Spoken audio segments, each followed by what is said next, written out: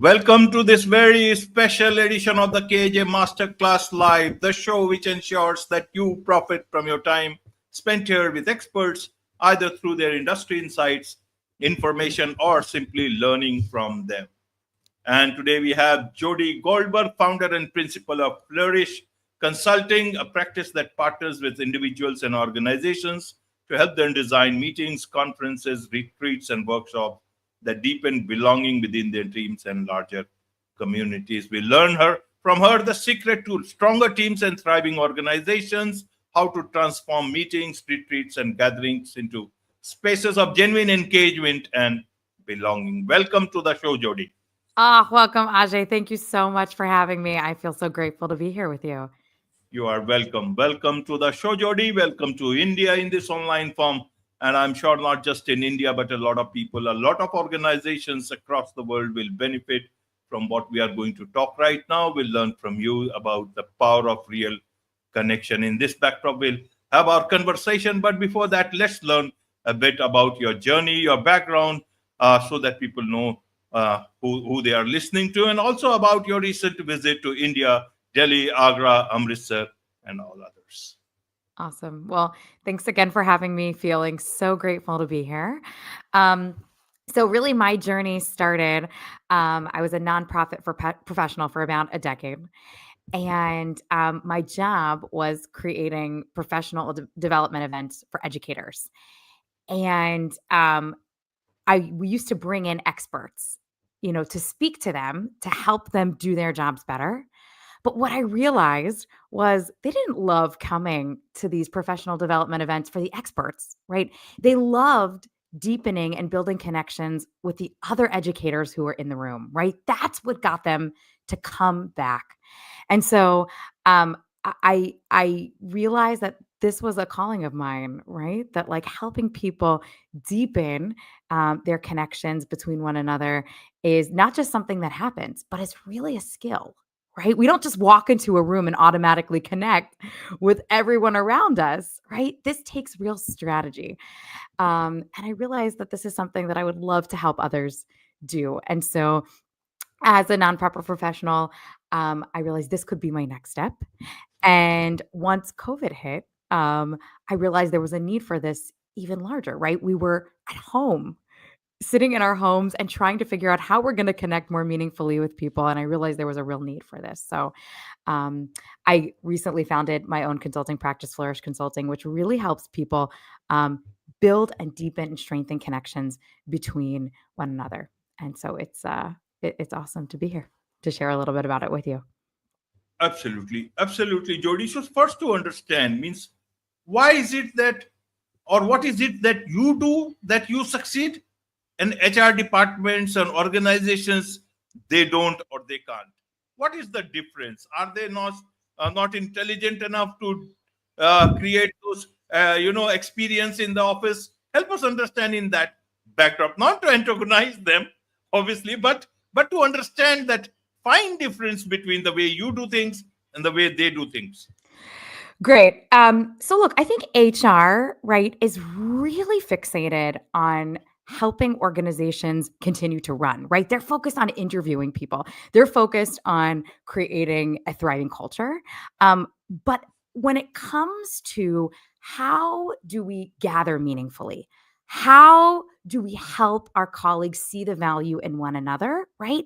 I think that's the places where they fall short. And one thing I think HR departments have a real strategy for how to run the people and culture of division of their organizations, but not necessarily a strategy for how to help people gather meaningfully and how to help employees find value and meaning in one another. Absolutely. So what is this meaningful gathering, meaningful connection? Means people come here to work or do they want to go to a retreat? Help us understand from that perspective. Yeah, I think that's a great question. No, it's really interesting. Brene Brown, who's a sociologist and researcher, says that connection is the energy that exists when people feel seen, heard, and valued when they're in a space, right? And so, what I know from being a part of meetings, right? I've been a part of meetings where people are sharing information at me, right? Where they're saying, this is what's happening. This is your role, right? Rather than creating that energy that Brene Brown talks about, right? And so when we're in a meeting, right? If a meeting is planned or a gathering is planned with strategy, right? And by strategy, I mean that somebody's really put time and energy and has really thought about um, all of the factors that go into what makes sort of a meaningful gathering, right? How many times has this group met before? Um, right? And is the group familiar with one another, right? All of these things that are super important um, and makes me feel seen, heard, and valued and ask me questions right from the very beginning. Then I feel connected, right? And if I feel connected, I feel more productive, right? And when I feel connected, I also feel like I can be myself, and that energy, right? That allows me to be more productive and psychologically safe within an organization. Absolutely. So, how should we understand about this true connection?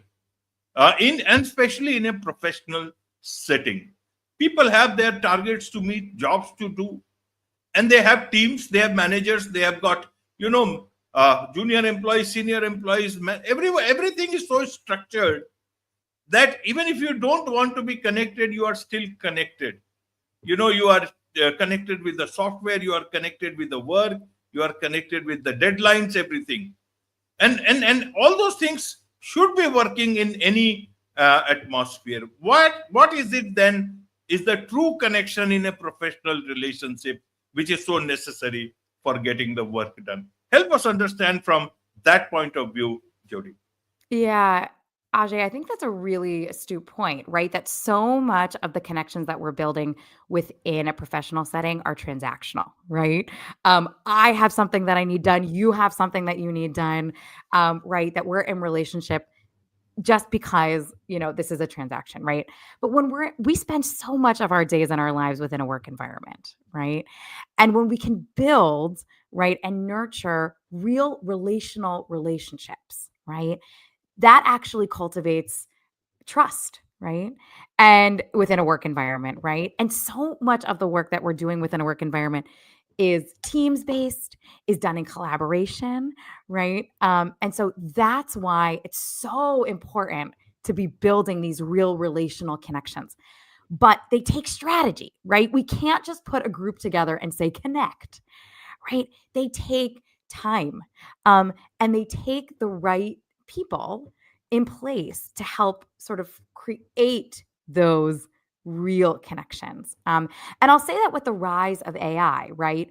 So much of our work is becoming um, more streamlined. Like we actually we have more time now, maybe than we've ever had before within a work environment.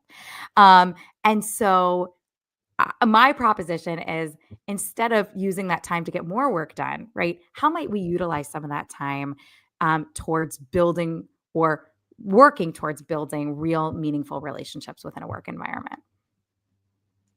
Right, right, Jody. So, how do you actually get things done? Do you need to?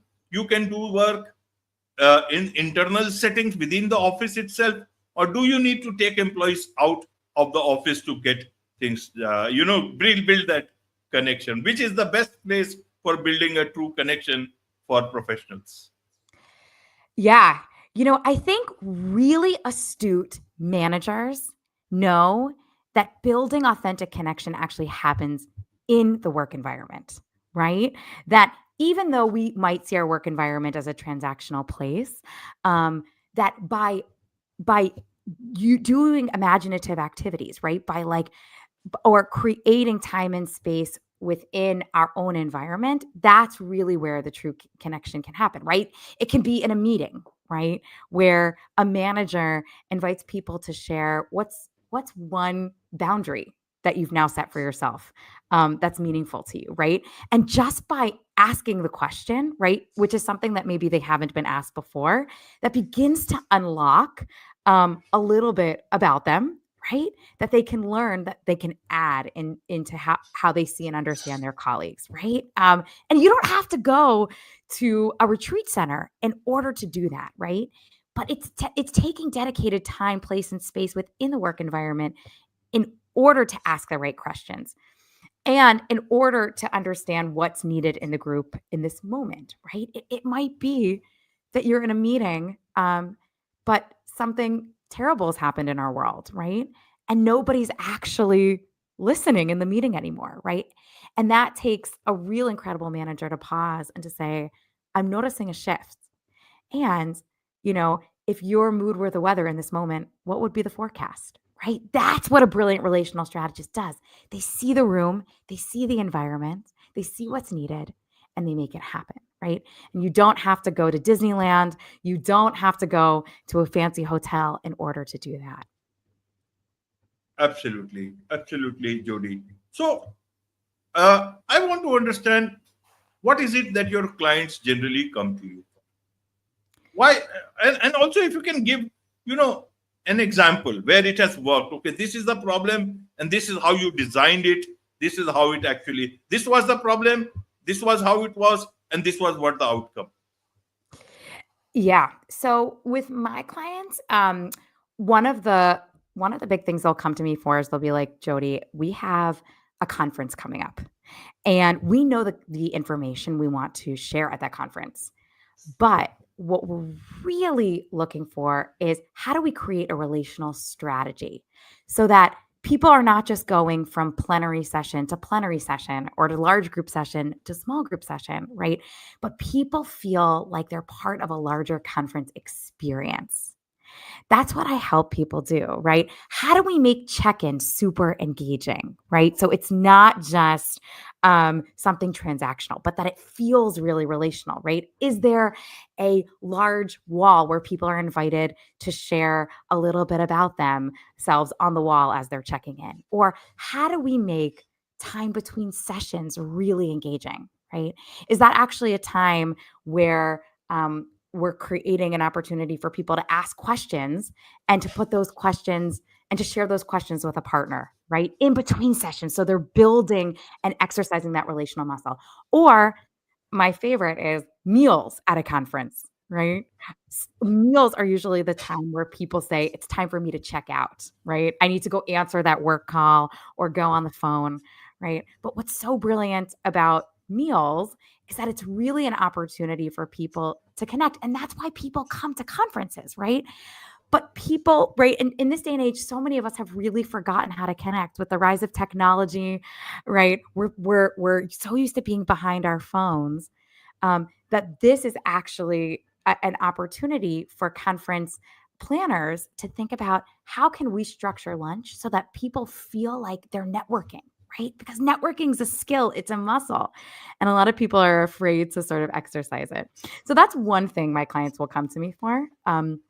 Another might be planning a national or sort of a retreat, right? They might know what they want to share at the retreat, but I'll help them take their big ideas and create goals, relational goals for those retreats, and then actually plan activities that reflect those relational goals, so that they feel like they can actually learn about their employees in real time and help learn things about their employees that they can't actually learn about while they're in the work environment. Absolutely. What about diverse teams? Means is that a big challenge or small challenge when you plan for such connections between diverse teams? Yeah. Well, here's one thing I'll say. There are so many teams now, because of COVID, so many people are now remote, right? And so it's really difficult when you're on a virtual meeting, right? To make time, place, and space across time zones, right? Where it might be 5 o'clock for you, 8 a.m. for you, right? To create that sense of connection, right? And so when we're talking about being in person, right, with retreats, this is such an incredible opportunity to take what feels like a more transactional relationship that's been online to something that's more relational, right? And because it's a diverse team, right? I'm working now with a an organization that's doing a retreat, and they're bringing together a team of 50 people that's working across 3 continents, right? And so I'm really empowering them to think about how do you invite each person to tell the story of who they are and how they show up in the world at this retreat so that people can really get a sense of who their employees are, so that when they go back to those remote teams, that they can understand. And one way I'm actually asking them to do that is for each one to bring a snack that's meaningful to them or that they like or that's exciting for them to the retreat so they can share it with others. So it's just one small way that we're helping them do that. Absolutely. And you talk about, about being intentional about creating spaces for connection. What does that mean? And also, is this connection only about peers? What about Mhm. connection between different layers within the organization? That is which is most disconnected. Different departments are most disconnected. The CEO is disconnected from what's happening in the teams. They have their corner office. So how do you create true connection when these so many disparities exist within organizations in today's time? Means are they really intentional? Because that is one of the prerequisites for creating true connection. Is it possible? Help us understand about that, Jody. Yeah, I think that's a fabulous question.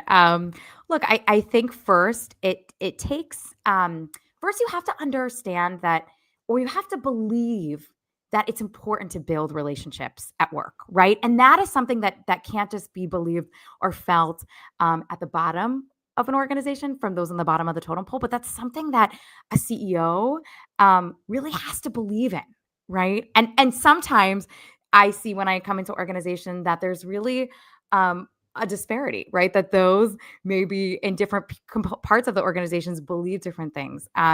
So, right, I believe very much in the show not tell model, right? So instead of trying to tell people that this is important, right, invite them to a meeting and actually plan that meeting with real intention and strategy. Think about what is happening in our world, right? Think about how many times has the group met before.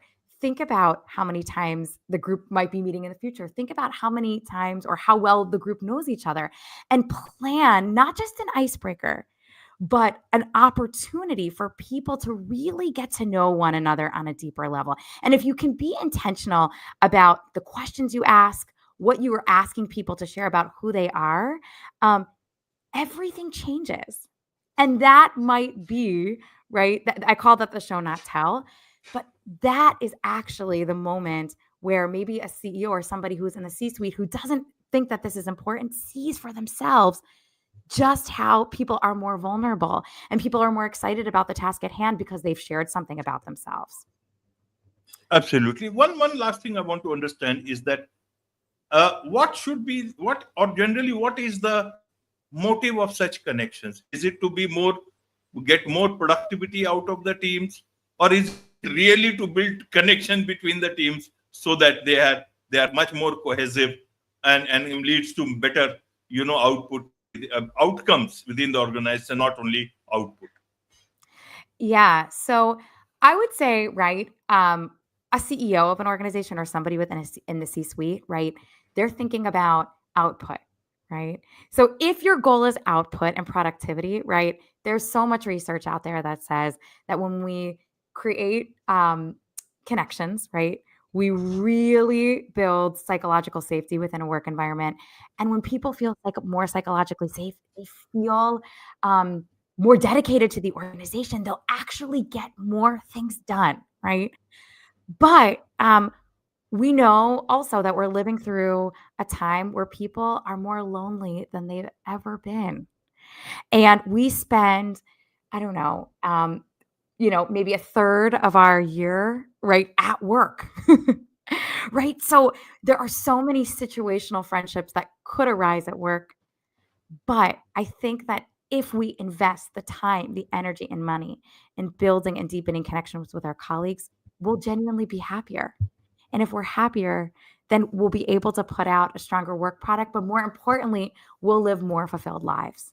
And to me, that's the point of building genuine connection. Absolutely. What are the tools? Not everyone will be able to connect with you and get your services. Maybe they listen to this episode. Somebody from the HR, you know, if they want to understand, okay, I want to create better connections within my organization. What are the tools quickly that they can, adopt and build better connections? Yeah. So, first, I would say take an audit of your space, of your meetings, right? What do meetings look like already, right? You can't improve unless you already know sort of what you're working with. So, I would say, um, take an audit of your meetings, of your gatherings. I would start there, right? The second thing, and the thing that I really, really push my clients to really think about, are what are your goals, right? To actually list or how or think about the senses, right? How do you want connection to look, feel, sound, taste, smell? Connection is not just something that we speak, right? It's so many of these senses. And then actually create relational goals, right? And through that process, right, you will begin to figure out what it is that you're looking for, what it is that you're really seeking. Some organizations are really good at sharing connection questions at the beginning of meetings, but not so good at celebrating people on their birthdays, right? Right. And celebrating people is one way of creating connection, right? That doesn't happen potentially through speaking, right? That happens through singing. It happens through maybe a certain smell or a certain taste or a certain action, right? So I want to say that connection is three-dimensional, multidimensional in that way. Absolutely. There is much to learn from you about all these things, Jody, and I'm sure a lot of organizations, a lot of people would want to learn from you more about you, about Fluor Consulting. What's the best way for them to do so? Yes. If you want to learn a little bit more, feel free to follow me on LinkedIn at Jodie Goldberg, or to find me on my website, www.flourishconsultinginc.com. Ajay, thank you so much for having me. Really, it was so much fun and so great to learn about you and to meet you. And thanks again for your time. Thank you. Thank you. It was nice talking to you. And I'm sure this is the need of the hour. A lot of organizations will have to understand the importance of intentional, true connection, especially in the time of diverse teams, remote teams, as well as with the great advent of artificial intelligence. With this, it's a wrap on this very special edition of the KAJ Masterclass Live. Thank you so much indeed for joining us.